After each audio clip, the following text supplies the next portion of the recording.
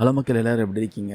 நீங்கள் ப்ரைவேட் கம்பெனியில் வேலை பார்க்குறீங்களா? உங்கள் மாதம் மாதம் சம்பளத்தில் வந்து பிஎஃப் பிடிக்கிறாங்கன்னா, அப்போ உங்களுக்கான மிக முக்கியமான சூப்பரான அப்டேட் வந்திருக்கு.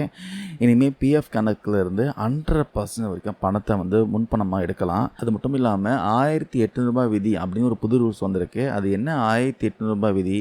இதனால நமக்கு என்ன லாபம்? வாங்க டீட்டெயிலாக இந்த வீடியோவில் பார்க்கலாம். நம்மள பல பேருக்கு ரொம்ப நாளாக இருந்த ஒரு பெரிய சப்போர்ட் பார்த்தீங்கன்னா, இந்த பிஎஃப் திட்டம் தான்.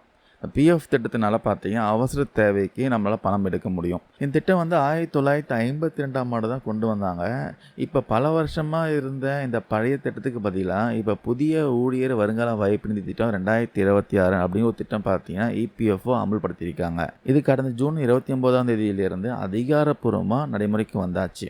முதல் பெரிய குட் நியூஸ் என்னென்னா, பிஎஃப் கணக்கில் இருந்து பணம் எடுக்க ரூல்ஸில் மிகப்பெரிய மாற்றம் செஞ்சுருக்காங்க. இனிமேல் உங்களோட தகுதியான இருப்பு தொகையிலிருந்து 100% வரைக்கும் முன்பணமாக அட்வான்ஸாக எடுக்கலாம். அதுவும் ஒரு வருஷத்தில் எத்தனை முறை வேணும்னாலும் பணம் எடுக்கிற வாய்ப்புகளும் அதிகமாக்கி இருக்காங்க. இந்த தொகையில் நீங்கள் செலுத்தின பணமோ உங்கள் கம்பெனி செலுத்தின பணமோ வந்து அடங்கும். ஆனால் ஒரே ஒரு கண்டிஷன், உங்கள் கணக்கில் இருக்கிற மொத்த பணத்தில் குறைஞ்சது 25% எப்போவும் இருப்பு, அதாவது பேலன்ஸ் வச்சுக்கணும்.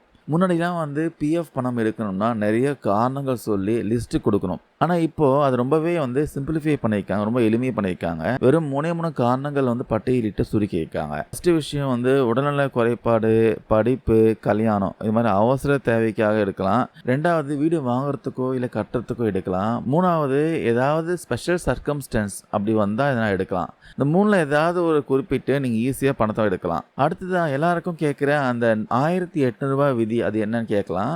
பிஎஃப் பங்களிப்பு சதவீதத்தில் பார்த்தீங்கன்னா எந்த மாற்றமும் இல்லை. வழக்கம் போல் நீங்கள் 12%, உங்கள் கம்பெனி சைட்லேருந்து 12% போடுவாங்க. ஆனால் இப்போ சட்ட ரீதியான அடிப்படை ஊதிய வரம்பு வந்து ரூ. 1500 வச்சு கணக்கிடுறாங்க.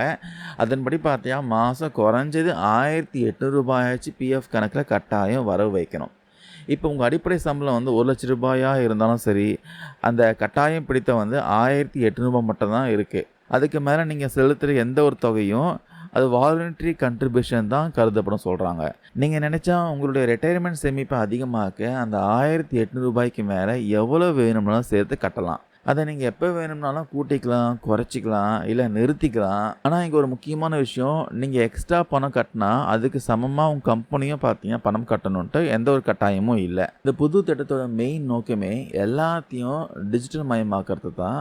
ஆன்லைனில் அப்ளை பண்ணுறது, பாஸ்புக்கு, யூஏஎன் நம்பர்னு எல்லாமே பார்த்தீங்கன்னா இன்னும் ரொம்ப ஸ்பீடாக வெளிப்படைத்தன்மையாக நடக்கும். காகித வேலைகளை பார்த்தீங்கன்னா கம்மி பண்ணிட்டாங்க, ரெடியூஸ் பண்ணிட்டாங்க டோட்டலாக. சுருக்கமாக சொல்லணும்னா இந்த புது திட்டம் உங்கள் ஓய்வு கால சேமிப்பை குறைக்காது. அதுக்கு மாற்றாக உங்கள் சேமிப்பை நீங்களே வந்து பிளான் பண்ணுற சுதந்திரம் பார்த்தீங்கன்னா இப்போ கொடுத்துருக்காங்க.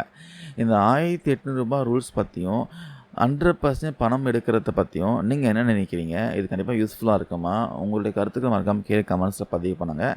இந்த வீடியோவில் ஷேர் பண்ண தகவல் யூஸ்ஃபுல்லாக இருக்கும் நம்புகிறேன். தேங்க்யூ நண்பா, நண்பீஸ்.